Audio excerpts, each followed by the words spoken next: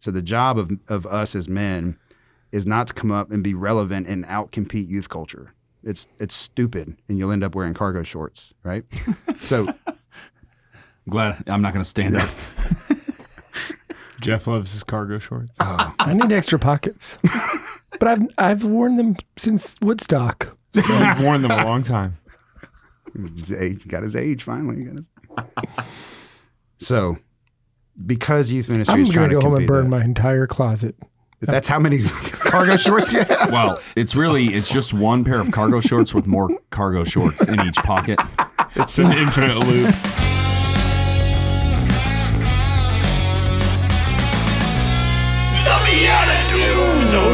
BeatiDudes. Welcome to the BeatiDudes. We are in store for something pretty amazing today on our walk, God willing, to eternity in heaven with our Lord Jesus Christ. And hopefully everybody at this table will be there as well. Agreed. Yep. Why? I'm glad you looked at Nick, though. Not at the same time. You're a lot older. Wow. Sorry. I'll tell you what, it's going to be joyful. I won't have this spite for you by the time I've been refined. And, Perfect. Yes, it's perfect. It'll be all cleared. My name is Jeff Schiefelbein. Happy to be here with you today, joined with Nicholas Bezner. Yep, that's me. And Paul Kolker. I am not calling out anybody's age. Thank you. Yeah. So guys, BeatiDudes, we're rolling into, I don't know, we're probably about to start another season. I can't even figure out what's happening. This is crazy.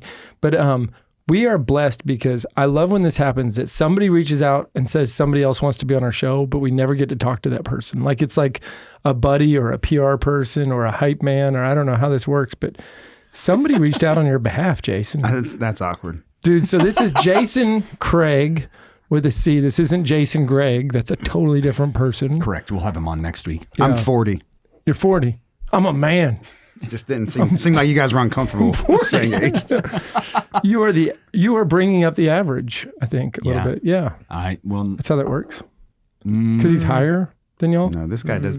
No, I'm 40. It's like oh, you it's are like 40? average. I went to your 40th birthday party. It's averaging the average. You're right on the median. Wow. Hey. So who's the odd man out? What? Well, you guys are about the same Me and distance Jeff away. are out. We're what you call equidistant from Paul. Okay. And y'all are the mode. Mm-hmm. That's what I mean. You nerd. You taught math. I did. I do know these things. I dropped my 6th grade humor. Jason, welcome to the BeatiDudes. Thank you for having me. Do you know, do you even know where you are? No. I was walking down this hall, going to another meeting. I don't even know who you guys are. You're like, sit between these guys uncomfortably close in that corner, and now I'm stuck. So. Can I give you the coolest compliment? You look Catholic and smart. Do those not normally go together? I mean, some people look Catholic and awkward, or Catholic and desperate. Oh my God. .com? Is that... Yeah, it's the newest dating site. .com. CatholicandDesperate.com. Well, it's like every time you talk to somebody, they finish the sentence with like, do you know anybody I can meet? Do you know anybody I can meet? I'm like, yo, yeah, I'm on my 35th year of my homeschool. I need a wife. Yeah. No, you strike me as someone of just deep presence. How does that feel to hear that? Yes, sir. Deep. Yeah. I like it. I'll take it. You come well regarded by the Catholic gentleman, John Heinen. It's singular, the Catholic gentleman. Yeah. He was like, oh, Jason Gregg, I love him. And then you proceeded to ghost him on all the text messages he sent you all week. He was like, wait, didn't you say Jason's coming to the show? And I'm like, oh yeah, he's coming to the BeatiDudes. I'm not so sure he's worried about you. Man, I don't know why I didn't connect. Well, it's because I never save phone numbers. Actually, could I pull out my phone and look at these texts? I mean, I never. Oh, not trying to show up the flip phone. That actually was a total flex. This is the Catholic smart and disconnected from your dumb world. But look at how many texts come in a row. Oh, wait. Hi, Jason. Hope you're doing well. Do you have the father-son retreats coming up? Just got an email. You're coming to Dallas. And then he goes, text? There's only like 3, but they're all good. Doesn't have a name. You were coming to Dallas? It just says a number. Wait, is it just, it's just a number? Yeah, that's why I didn't say it. I had a friend in college that did this. He would literally not save people's names, and he would memorize their phone numbers. And then that was like his thing. You're like, So anyway, then he's like, 847-251. They're like, how do you know my number? Three later, though, this is John.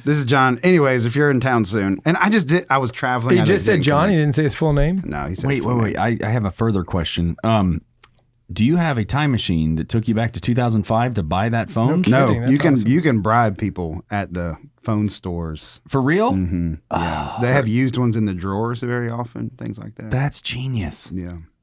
I might need to do that. Highly considering this for like the house phone where you send the kid off to the ice cream store, but you're not going to give them a smart anything. Like, just take this. If somebody starts attacking you, call your mom. I'm not following what you're talking about. Wait, go. Oh, like I just send my kids out to the neighborhood. Ice cream like, store, walk down. Yeah, to the I let them just roam, and they're like, everybody has smartphones and smartwatches, and I'm like, well, we're a dumb family. Yeah. You should know this by now. Kid. Way to build up your children. Me and Paul took two of my kids to the ice cream store the other day, which already sounds weird to come out of my mouth like that. Okay, hold on. We had met up for something else, and then you were like, hey, you want to go get some ice cream? And so then, yes. And I think that Paul just sits there with his jaw open like, oh, Jeff talks to his kids as crazy as he does to everybody else. No, I was like, oh, okay. Suddenly things are making a lot of sense. Wait, can I just say I'm sorry, we moved on too quickly. I really like John.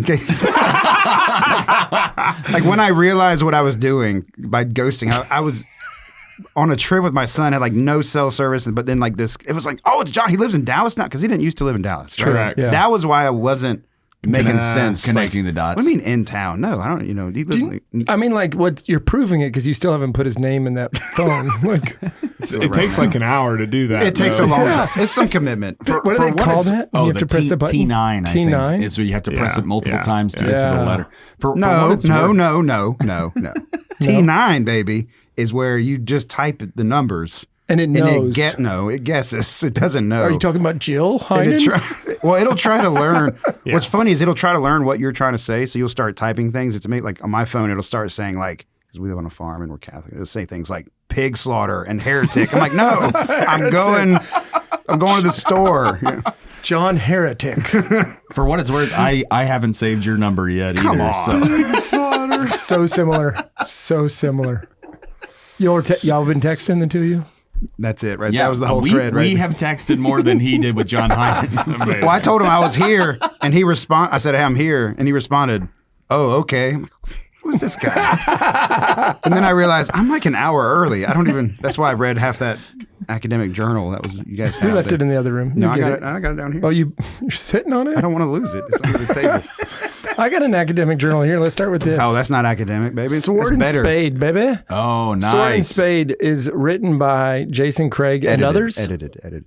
Oh, you're the editor. others. That's not Yeah. true. Okay, There's an article in here that you wrote. Well, I write in it, Okay, I'm just saying. Like, It's written, both partially editor- written and fully edited. I don't think you know how magazines work. 100% does not. Your call. That's an easy call. Remember, he said he's a dumb family. he sent this to John Heretic in Bedford, Texas. You clearly know where he lives. You sent it to him. You really, okay, you don't know how magazines work. I'm not hand addressing these things.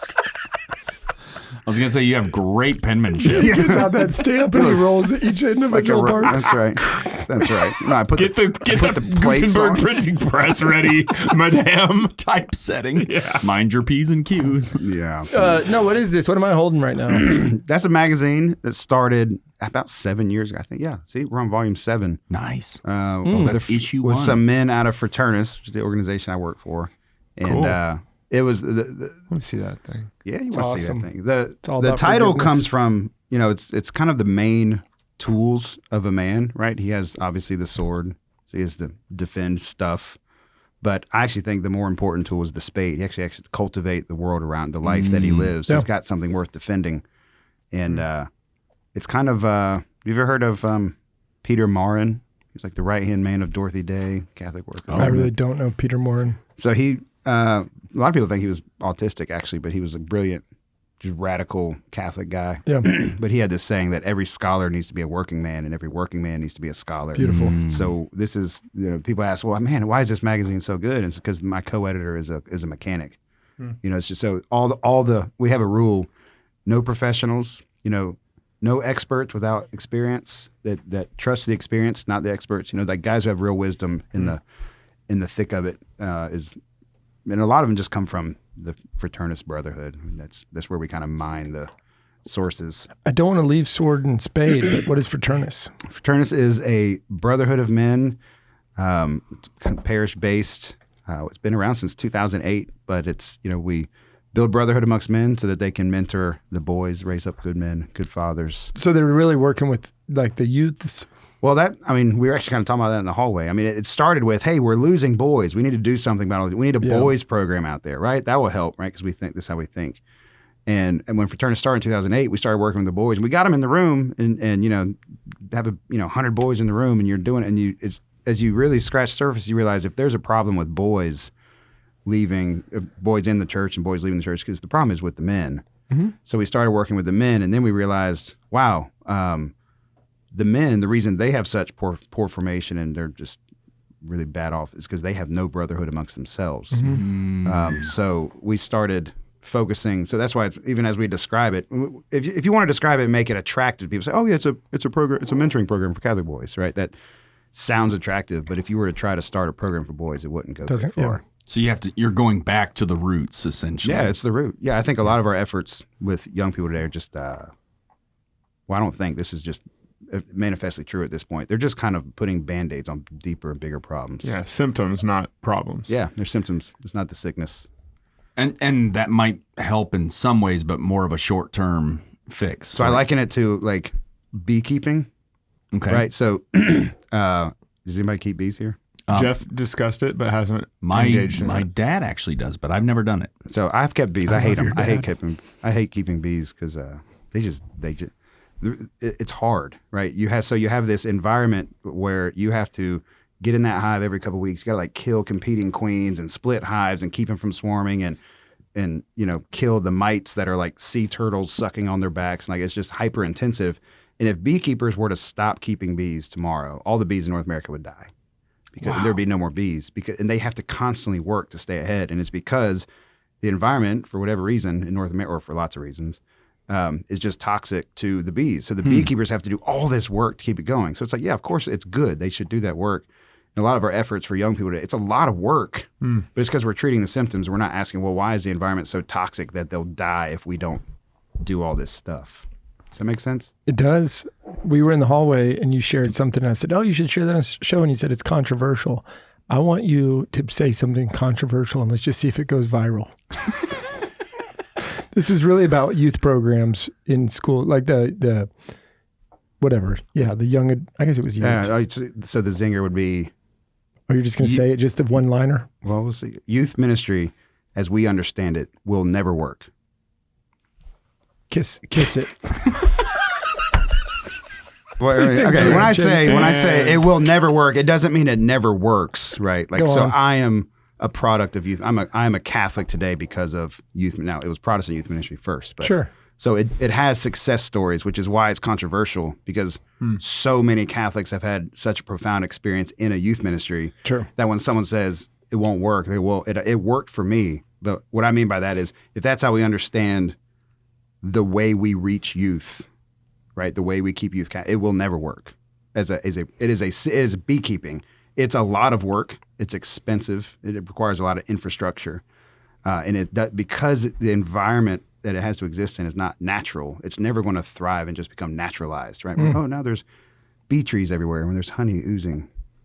Right. So you're saying that you're having to manufacture something around, it's like scaffolding or something, right? Around a problem to try to fix or address, whatever the issues are, the leaks or I'm using a bad construction metaphor, but it's like you're having to build something up around it that's not really permanent, that doesn't actually get to the root. Yeah, it is treating a symptom, and also by saying that we're also not saying so stop doing it. Yeah. Right. It's just saying, well, I'm glad there's beekeepers. Yeah, I'm glad they're doing beekeeping because I like honey and plants and pollination. So your point is not that you shouldn't do it. That it's not that it's not worth it, right? But that. Right. Is there a? Do you see a better way? A like silver bullet? Like yeah. Well, no. If you're looking for silver bullets, we think formulaically, and usually what we're refusing is our own conversions, right? Because it's us, we're the problem. Not men as fathers, a lot of times it's us. But I look at because I'm kind of like a geek with the data and in this area and youth ministry for all this. I mean, if you read like Christian Smith's Soul Searching, like sociologists, when they study youth movements and things and various faith groups, Catholics often get their own chapter because we do it so poorly. And he even opens the chapter describing one of the most successful like youth conferences in the country. And he just says outright, he says, if you think this is a picture of like what's working, it's not. This is a picture of what's not working. And what he means is just statistically, it's not working. And we're 30 years, 40 years, depending on where you kind of land the advent of youth ministry. Yeah. And the data proves it out. This isn't controversial to say, it's obvious. But the problem is a lot of us, because it's the way that we were brought around, we have a hard time seeing it. Right. Yeah, you said something, Hall, about like us going down to the level of youth culture, right? Instead of elevating the youth to the height of the church culture. I mean, right. So we have to. When did we start doing youth ministry? I have no idea. Are you interested? Is this what we're talking about? That's what we're doing now. 1982. No, so first you have to, what was the response? When did people start doing it? Why weren't they doing it before, right? Because there's not, there are examples, people go, oh yeah, well, St. John Bosco was doing it. It's like, no, he wasn't. He was with orphans, right? Or Pier Giorgio, yeah, he was like a peer and he was really fighting, like some pretty radical thinking that was going on. There's lots of instances where there are young people doing things, but by and large, Christianity has not had a parallel church experience for adolescence in between childhood and adulthood. And, so why did it come about? I used to think, and John was actually just talking about this article that he posted that was like controversial, which I actually wrote like a long time ago. It's your article that he posted. Yeah. Mm-hmm. This whole episode's about controversy, so keep going. Like how old is everybody? What phrases can we say that are still appropriate and mean? Kiss it. Yeah, that's one. Ding. So one we should just say, when St. Paul says, I was once a boy and I acted like a boy and then I became a man, he doesn't say I was once a boy and then for like 6 to 12 years I kind of like found myself and just hung out for a while in a man body, but with no real responsibility. There was boy and man for most of history. And like when I did deep research on like what medieval Christians thought of youth, the answer is they didn't, right? They thought of children and they thought of boys, they thought of men, they thought of girls, they thought of women, and there wasn't this huge in between. So that it's like a rite of passage. They'd write a passage, right? That's what like my book. Today you're boy, tomorrow you're man. Well, it wasn't that quite as simple. 3 days in a sweat tent. That was one of them. Yeah. Yeah. Well, this was I wrote a book called Leaving Boyhood Behind. It was about. I know you just looked. It's not on the shelf. Yeah, no, I know it's not over there. You got Atomic Habits over there. Yeah, but everybody's got that. Thanks for not bringing us any books, Jason. Hey. I stole a book actually from the lobby. -1. Yeah, he literally was like, "Can I steal this?" And I looked over at Rachel, and she goes, "Take it." Yeah. Well, you said no, and she's like, "I got plenty of them." You're like, "Oh, okay." That was me testing her to see if she understood who was boss. I thought you were testing me because I was going to say I'm taking this thing. You wouldn't even know. Anyway, so yeah, there is the invention of adolescence, basically. Like roughly after the Industrial Revolution, before that, the family was a productive unit primarily, right? It was mother, father, children were home doing something. Yeah. Family was not constituted by God to be together, it was to do something together. Eve is not a companion, she's a helpmate, right? I mean, they're working. The family works together. It's not that they leave to work and then come home to consume. The home was a place of work and consumption, right? So industrial. I'm still waiting for the controversy. I'm all over this. Industrial Revolution. First dad leaves home, goes to the factory. Mom leaves home, goes to the factory. Yeah. Then the kids go home, go to the factory, which wasn't good. We kicked them back out. We started compulsory education, and we started doing something we had never done before, ever in history. And the church condemned it. Pius XI condemned it like really strongly, which was coeducation, which is trying to keep the experience of childhood, which, women and children are sort of kept together. Children is androgynous, boys and girls together. To grow up in the past would have just been to differentiate, all right, boys go over there, girls go over there, because that's where the men are and that's where the women are, right? Sure. So to grow up was just to be differentiated out of children, out of the children's world. So compulsory education started keeping them all together through adolescence without mom, without dad, without uncles, without culture, without work in this compulsory education system. And then we got post-war prosperity, and they got their own brands, their own clothes, their own music, their own culture, and we get the whole vibe of youth culture. Well, like the invention of the idea of being a teenager. Right, which what is a teenager, right? It's a generational clique, right? I'm not submitting to the previous generation. I'm not receiving their tradition. I'm not responsible for the next generation. I'm just in my own little world with my buddies. Mm-hmm. And then they get all this money. Yeah, they're a marketer's dream. Yeah, they're marketers. And they, the post-war prosperity went more to children than to parents. Mm. Right. So you got all these, we have this new thing, right? This androgynous boys and girls together, adolescents, teenagers. Then we give them a bunch of money. Post-war, we had a lot of Marxist professors coming over from the war, exiled and stuff. I'm like, glad they're here, except for the Marxism, right? Because then they get this big rebellion against authority, and the kids and the parents are clashing. It's not just the kids, the parents too, right? They're passing contraception, divorce, Roe v. Wade. It's like the family went to war with one another. Yeah.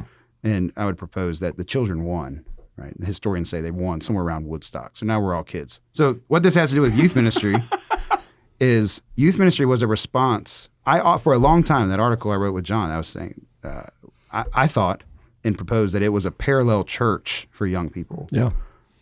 You've shifted in that view, though? Yeah. I don't think, because if you read the history of where it came from, there wasn't, if that was just logically true, then people would have had young church, I mean, even in the 1700s and 1800s, the Methodists were even condemning things like Sunday school because it would, there was a battle because some of them did Sunday school, some of them didn't. But they were like, you can't separate the children from just read the New Testament. These letters are read. Hey, you young men, here's a message. Hey, women, here's a message. Right? It's just boring old everybody church.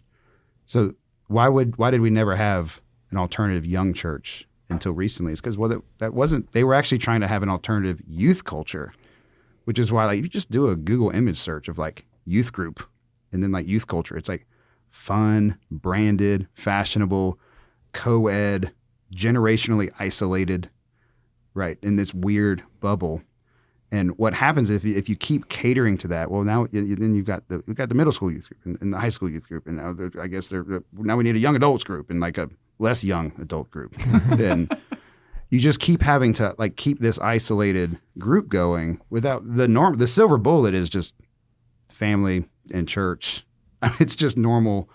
Fraternus, our proposal is we have to stop trying to reach youth and have them reach us, right? So the job of us as men is not to come up and be relevant and outcompete youth culture. It's stupid, and you'll end up wearing cargo shorts, right?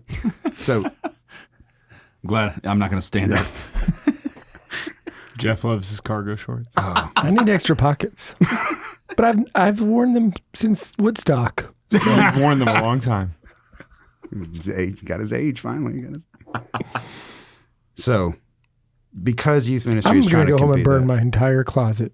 That's how many cargo shorts you have? Well, it's just one pair of cargo shorts with more cargo shorts in each pocket. It's an infinite loop. It's like the miracle of Padre Pio, where they kept taking off his habit, and there was another habit underneath. I'll tell you the least controversial thing that's been said today. I called you smart. You're wicked smart. Well, and I do love this idea because it used to be the practice for pre-industrial, right? For centuries, if not millennia, of a young man gets to be a certain age, or a boy gets to be a certain age, and you say, hey, this is now adulthood, the chance to have a rite of passage. If you pass this test, or even if it's just more of a celebration and saying, hey, we're welcoming you now, and here's the responsibilities. There was a clear sign of saying, hey, this is the time now. This is your chance to step up. You definitely haven't read my book, but you're right. Yeah. Oh. The thing is, it's not a chance. They did it. Well, yeah. They were when you came of age, you were going to become a man because the men were going to do it, right? They were going to make sure it happened. Yeah. It is so. Yeah. Universally, girls don't universally have rites of passage. Throughout time and cultures, they don't, because they sort of naturally, biologically are oriented towards maturity. Boys are oriented towards terrible things. If they are not matured and initiated by men. Yeah. And this is, the biggest reason youth ministry as constituted now, it's very often co-ed. a lot of times, and they're like, man, we just can't get the dads to volunteer for our programs, bro. You know, and it's like, well, it's because this is a program for youth culture, and I'm a man, and I would like my son to become a man. I don't want to come down there and do skits with you. And now that's good. Now I was, just to back up and defend youth ministry a little bit, is, you know, the original youth ministry, a lot of people trace it to Jim Rayburn and Young Life, which is a Protestant movement that I was a part of when I was a Protestant. And he was going after the unchurched young people, right, the teenagers in his area. And he came up with all these things like skits and songs, and like he would use like, you know, what we now would call praise and worship music and contemporary music and frisbees and games, all that stuff. All those things that we kind of, you know, people could say, oh, that's bait and switch Christianity. You bring him with fun and you tell him about Jesus. Like, yeah, that's not the worst thing. Right? Yeah. So it's better than drugs and then Jesus. That worked. That's faster. Talk about A to B. Wow. It is better. There was a better bait and switch. It's a better frisbee over. So that's a good alternatives. That's a good method, right? It works. It's good. So like I did Young Life, and we would just go into high schools and just get to know people, and eventually try to build a solid enough trust that I could share the gospel. Yeah. Right. But once we started importing those methods into how we raise our own children, what we're actually no longer the especially fathers. We're not understanding that our collective duty as brothers. Well, first of all, we're not realizing, this is back to that Fraternus question, we're not realizing we're brothers, and then we're not exercising our shared duty as compadres, as fathers together with our children. Yeah. And we're not, and then we want to hire a young ringer to go reach the youth. And they're reaching your own kids that are already churched, and you're dropping them trying off. to form them at home, and now you're not doing it anymore because you outsourced. Or you're not forming it at home. Yeah. And you realize there's a problem, so you want to be a drop-off dad. I'll pay for it. I'll drop you off. Because you got those stupid cargo shorts on. Hop in my pocket, son. Marsupial. Yeah, I mean, but I think marsupial legs. There's the title of the show. Marsupial legs. You kangaroo. Or a possum. At least they're all Joey. There you go. Yeah, if all your boys. Joey, when are you going to become Joseph? I'm comfortable in this pocket, Dad. I think what you're saying, though, is that the silver bullet is ultimately how do we form the domestic church then to form that next generation? Well, if by domestic church you mean the family alone, no, that won't work. So, meaning the family is what the church calls an imperfect society, meaning it doesn't have within itself everything it needs to be itself. So Okay. The proof of that is if my daughter wants to get married, there's no spouse for her in the family. Right. So we were, and then in the case of initiating our sons, we actually have to recognize that we need one another. Yes. Because my son needs to be initiated not into just his father. Yeah. And his father, he needs to be initiated into the brotherhood of men, which his father is a part of. I one time, and I cannot even quote this or where I was, but it rang true with me so strangely. It was like the potential misquote of "it takes a village to raise a family," and the person said that this is supposed to be "it takes a village of families to raise a family." And I was like, that makes a lot of sense. That the whole village doesn't raise my family; it's a whole village of families raises the family. Yeah. The two. Yeah. Well, the error is putting actually. So the family is the foundation of society, but it's not its end, right? It doesn't fulfill everything. I mean, it's imperfect. Yeah. It doesn't have everything it needs. And this is in script. I mean, you just read scripture. It's really like, if there is one clear message, we need God and we need each other. Yeah. That's why the commandment, love God, love one another. When it comes to raising, I think one of the easiest, I'm not giving silver bullets because there's not one. It's hard. Conversion and community, that's hard. You're doing it when you're disappointed in people. You're talking about things in life, It's hard. But when you are sharing the same burdens, right? We're talking about with John. Like if one of our sons were to leave, I don't want you comparing notes. Like, well, what'd you do wrong to piss? I want you to go after him. I want you to care about me. I want us to go gather him up together, right? Yeah. And the easiest thing we could do for our sons would be that they just have to know our brothers. So we have to have brothers, and they have to know it. We have to kind of just break down that barrier of mentorship. And choose our sons' mentors for them. Not just send them out, go find who you are. Like, what kind of crap is that? Like, I'm going to pay for everything till you're 18 and then send you off to discover. I'm like, no, I'm going to tell you exactly who you are. I'm going to put men around you that are going to reinforce what I'm telling you because I know that they know the truth. And I don't want you to be yourself. I want you to be like them. Yep. 100%. Yeah. Rock and roll. My wife and I talk about this all the time. Like some of the sacrifices are the parts where our kids know that we're the uncool family.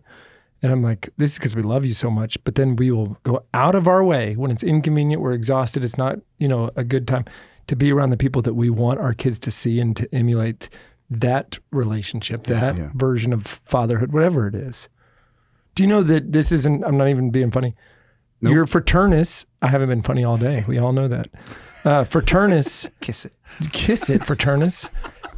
When you look up fraternity podcasts online, many of the ranking systems that are mostly bots rank the BeatiDudes as the number one fraternity podcast in America. Really? Yeah, it's because we call ourselves that it's a Christian podcast that promotes authentic fraternity. And so we get locked in with rock jock and yacht jocks and all sorts of stuff. That's funny. Our SEO around fraternity, though, is rock solid. Yeah. Yes. So I feel like this was a match meant to be here with Fraternus and the number one fraternity podcast in America, bro. Man, we're doing it. Bro, kiss it. Speaking of kissing it, there's something else we want you to kiss. No! The ring? Correct. The Aggie ring. No, we're going to play a game called Blessed Are the Joke Makers. Oh. For they shall inherit the points. We're just going to keep it going, 150 points. I should have pre-watched one of these. That's right. You don't have to play. You have to. You're just the judge, jury, and executioner. So you get to decide which one you enjoyed the most. What we're going to do is we've got a character card, Catholic card game card. We have to answer the prompt on the yellow Catholic card game card as this character. You just get to decide who done it best. According to you. Completely according to you. All right. So one winner, two losers. That's it. What are the points? 150 points. 150. Here we go. The character we have to become. I think we've done this one before. Hypnotist. Sorry, I'm going to toss that one out. We've done 280 We've done episodes a lot of them, this but show, I think you meant recently, Jeff. No, yes, I do think it was recently. Okay, here we go. As an authoritarian dictator, blank the hit Catholic musical.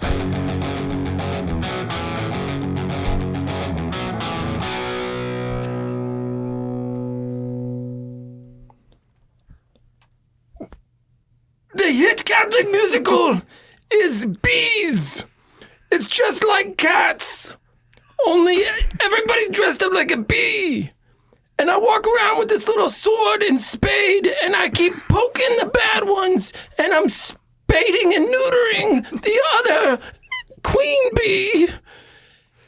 Oh! Props for the spading and neutering. That was great. Sword and spade and neutering. You pulled in so many references without saying kiss it. Oh, man. Now the other two go. Yeah. Okay. 525,600 minutes. That's how long you're going to be in youth group until you figure out what it means to be a man under my authoritarian dictatorship rule. Wait, are you? So you're the dictator. We're all the same character. Yeah. We're all answering the same prompt. You just got to figure out which one of us is your favorite. Gotcha. Like the best one for you. Yeah. I feel like you're both pandering though, like the sword and spade and the youth thing. Patronizing. That's a lot of what we do around here. Oh yeah, it's funny. It's funny you think that. Paul does. I'm just trying to say it's a perfect fit that you ended up on the show because I would have said that without you. That's right, I believe you. Sword and spade and bees all day.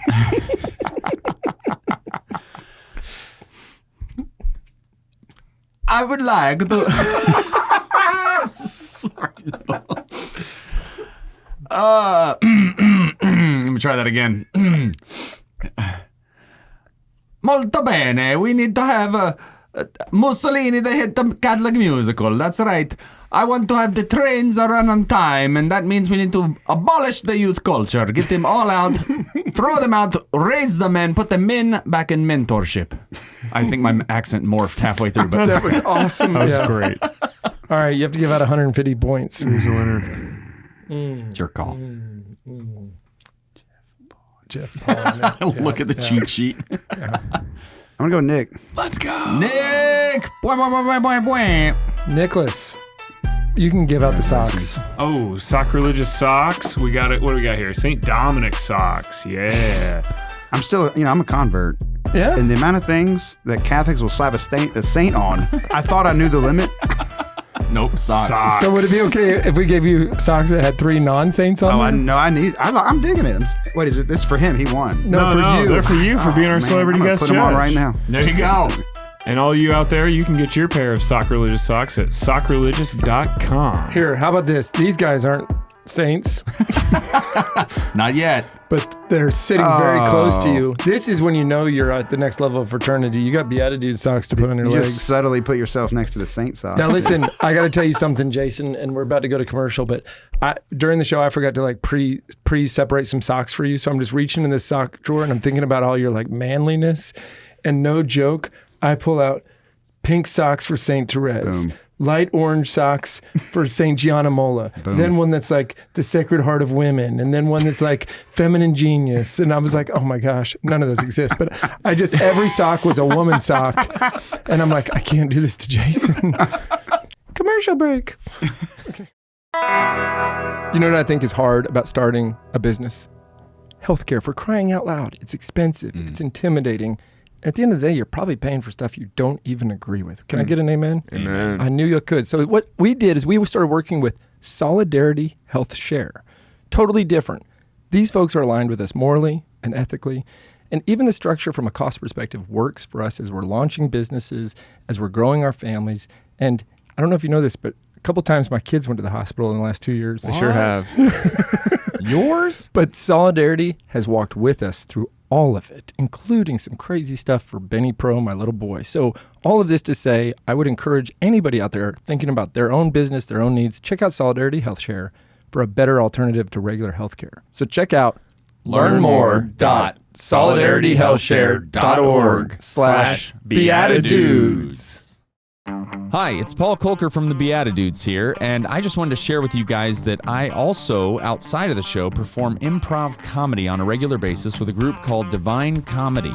So what we do is we come up with everything on the spot, so whether you're looking for faith-filled, fun, family-friendly comedy for your youth night, or whether you're looking for clean comedy for your corporate event, Divine Comedy can perform for your group and even get you in on the action. So if you'd like to hire us to come out and perform for your next event, check out DivineComedyImprov.com. Divine Comedy, an inferno of fun. Nick, when it comes to investing, I just feel like money and morality don't always line up. What's the answer? Often that's the case, but our friends at Aquinas Wealth Advisors have a really great solution. It's called the Faith and Finance Score. You go on their website and you put in your info. They tell you where you're invested and where it doesn't actually line up with where you want to be. So you mean I don't just have to funnel money towards a retirement fund where I don't know what it's investing in? That's right, you don't. And you don't even have to give up or sacrifice returns. You can get both. So just get on the computer, bing, and I type in the website. AquinasWealth.com. It takes longer to type than it does to get your faith and finance score. Thanks, guys. Great job, Nick. You betcha. Stop what you're doing and listen to the BeatiDudes. Welcome back, everybody. We're here with Jason Craig, the man with 2 first names. Jason, in the first segment there, you mentioned being a convert, being part of Young Life. What was that journey like to go from not Catholic to Catholic? Why the deeps? Maybe. Okay, hearing that. Do you want to do that for Friday? Do you want to just turn that into the Friday episode? What's the difference? Like, where'd you meet your wife? Or like, tell me how you wooed your wife. Right? It's like, it's a long story. I mean, but it's sure because Catholicism is true. And actually, it's related to being in, but I can relate it to the youth ministry thing. When I was in Young Life, we were really good at building relationships and getting people to like the gospel, right? To repent, believe in the gospel, and have what we call a personal relationship with Jesus. But then past that, it was like total chaos.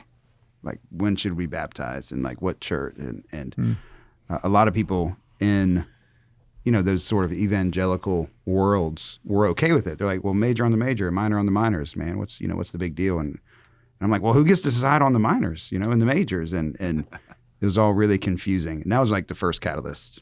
And then if we make big leaps, the second catalyst was living with Mormons and arguing over the divinity of Christ, of course. And one of them says, well, it's either us, we're the only ones claiming authority except the Catholics, us and the Catholics. And I was like, first of all, you're Mormons. And And the Catholics are definitely not right because they've distorted the gospel. They're, it's not even Christianity anymore, just like you. But it was like it planted that seed, and eventually the seed of who has authority. That idea. Yeah. See, you guys are like accustomed to hearing that. Yeah. As a Protestant, I mean, what I try to tell Catholics is like, look, you're not even on the radar for a lot of Protestants as being like when they meet someone that they think, like you were talking about this, Jeff, in the hallway, like, hey, this evangelical guy met us and he goes, oh, there's serious Catholics out there. Like you're not even on the radar of like a serious faith contender. You're not real. You're not serious. You're not next level, and then something like authority, that idea of authority was so foreign to me as something, some authority existing outside of Scripture was. Then once that seed is planted, it's hard not to start asking like, well, who did get to say these 27 books are the Bible? And long story short, I started reading, the early church and some theology and little That'll get you. little Irenaeus. Irenaeus, Tertullian. Yeah. I'll tell you, I was there and then I was like, I'm going to start reading that stuff. And I'm just going to go with your Irenaeus. And I started reading about Justin Martyr. Justin Martyr sat in front of the Romans and he said, just because we believe it's the body and blood of Christ and that's how we worship, that shouldn't be your problem. That's just what we're doing. And he died for that. Yeah. Does it help people to come along with the Catholic Church? If I just make it sound a little more palatable, maybe we'll just go down the river a little bit while we're talking about some metal buildings out in East Texas. Yes. We do that. Yeah. Anyway. No, but yeah, so you're saying like by uncovering or maybe discovering for yourself, right? But like by diving into those sources, those people who were only maybe decades removed from the original proclamations of the gospel. Yeah. Like St. Paul going all around the Mediterranean and then some of his own disciples and their disciples. I mean, it's like his grand disciples, if you want to think of it that way, or some of the ones who are writing these profound reflections and letters. And you read them. I mean, they were Catholics. Yeah. And it's really hard. It is very hard as a Protestant because, I kind of go through I guess maybe this whole church thing is an artificial construct and Jesus just comes right into our hearts and we don't like all this stuff we don't need, it's just too much, right? The chaos is not actually chaos. It's jewels in the crown of the diverse crown of Christ. Whatever. You come up with all this stuff. But actually what it is chaos and it's conflict and it's contradiction and it's division, and it either like weighs on you to where you just get sick of it or you just like, or whatever. It's just the way man is. Or, we were talking about going on adventures when you're young, like just like I'm off in Oregon. I'm just like, Christian bohemian, just like wherever I am is the true church, bro. And, as long as I got this beanie on, Jesus is with me. I'm not that lame. If I was wearing a beanie, I might as well wear cargo shorts. Fair point. well, that's where you keep the beanie. What I didn't tell you is I don't wear shirts. One begets the other. So I'm still cool because I balanced out. I'm shirtless cargo pants. Shirtless cargo. There you go. While grilling. Grilling his vegan burgers. Yeah. So anyway, but then you discover the early church, and it's like, just the fact. The fact is, and it's not just the early church. It's just look, people have believed this for a long time, and people have not believed that for very long. So that's probably not true in the grand scheme of things. Well, and it's like some of the things that you find are part of like Twitter debates and stuff between Catholics and Protestants these days. It's like that was a major debate that happened in the year 325, and leading up to the council in 325 that officially resolved, right? Like the nature of the Trinity. I mean, it's those kinds of things. It's like this has been going on long before Twitter existed. My wife, she's a convert too. We came into the church together. Actually, we had 4 sacraments in like 2 months. First 4 sacraments. First, let's go. With marriage and all the sacraments of initiation, and she's so annoyed now because now we have like Protestant friends and they'll come to us with like this, well, have you seen this Bible verse? And she's like, dang, it's been 2,000 years. No, we never noticed that. We have no answer. What? No. You got me. Yeah, like, wait a minute. Give me a break. What book is that you're holding? Is that the book of First Joseph? Yeah. The Bible? Oh, yeah. So that's her joke. It's like, oh gosh, we never. Thanks for bringing that up. Now I'm going to be a Methodist. I just walk around telling people you're welcome. Welcome for the canon. Yeah. No, but it is really interesting though too, because I remember when you dive into some of the history of the whole Protestant Revolution movement in time, which was in a lot of ways a very political movement or politically motivated movement, I should say. German princes basically trying to break free from Rome and the Holy Roman Empire, all of that kind of stuff. But But you read some of it, it's like, man, some of the arguments that I'm hearing today in a coffee shop were the original like ways that Zwingli and Luther and stuff were trying to like work their way around these verses in John 6 or whatever it might be. Yeah, and most of their Zwingli most of what their controversy was what's the Eucharist? I mean, that's a big they were dealing with that hardcore. Yeah. But I mean, the answers are almost identical too, where it's like, okay, you're actually just following tradition, but it's a different tradition because it's the argument of this one guy. Yeah. So it's like, let's just say we all accept tradition, but it's where is the source of it for you, and then where we claim that is. And everybody's got a pope, right? Yours might be in the mirror, but you've got one. That should be on a T-shirt. I mean, you have and this is what's frustrating. It's like, well, I mean, even the Bible. If it was the Bible alone, then why are you preaching for an hour every Sunday? Does it really need all that? Does it really need you? Right? Just go read the Bible. Yeah. Like, well, the Bible had preachers too. I'm like, okay, yeah, you're exactly like that, St. Paul. It's annoying. I mean, when you first convert though, you're like, oh, I want to like. Now then the arguments that's just like, are you guys really still asking this? It's just come on in. It's the church. Just doors open. Yeah. Well, and I will say like there is a persuasiveness, because I don't want it to just sound like I'm just dogging on Protestant brothers and sisters who I am. Okay. They dog on us. Well, I'm just kidding. I love you. We are going to get some sort of controversial. Back to the theme. Controversy. We are controversial. People know that about us. That's it. You know what's worse than a youth group at Protestant? It was worse a Protestant youth group. It's the worst. You know what's worse? Former Young Life leader. When three men call themselves dudes and ruin one of the most amazing parts of the gospel. Yeah, what do we do? The Beatitudes. Yeah, we're actually getting to the bombshell, which is Beatitudes? What is this, a youth group? I'm just kidding. kidding. Oh, hey. You can tell by Jeff and Paul and my age that it's not a youth group. It's not. Yeah, if a youthful group. Nick is closest to the youth group. Well, because you guys got the polos, like the adults. You guys. I just have a picture of myself on the back of my shirt. Look at that. I thought he was joking. Nope. He turned around and he stopped looking at me, and then he was looking at me again. That's awesome. It's Nick, it's not narcissism if it's part of your branding. Just take the mic on the other side and do the show that way. Oh, sure, yeah. Wait, there's something with the Flannery O'Connor story with Jesus on his back. Oh, yeah, the tattoo. There's something it's there. It's like I say, Nick behind me, Nick in front of me, Nick above me, Nick below me. Okay, St. Patrick. Hey, so I asked ChatGPT yesterday. This is really a weird thread. I asked, what could I do about some major foot pain I had? And then it answered me. And then I said, Jason Craig is coming on the BeatiDudes. What should I ask him? I couldn't find it for like 10 minutes because it was in my foot pain thread. Wait, he didn't start a new chat. He just kept going with foot pain and then Jason. And there it is. Kinetic, blah, blah, blah. And then I get to this one. And I said, then I'm like complaints about foot pain. Like, so we're going, and I mean, it gets out of hand. It's telling me all sorts of stuff about pain. So hold on. Wow, this is pretty long. This is painful. Holy cow. Yeah, then I must have asked it something else. You really are feeling the foot pain I'm learning, Jeff. Then I'm learning about Minecraft.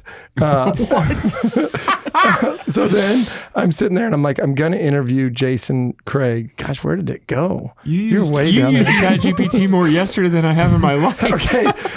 I said, give me some ideas for this podcast. I don't know anything about this guy.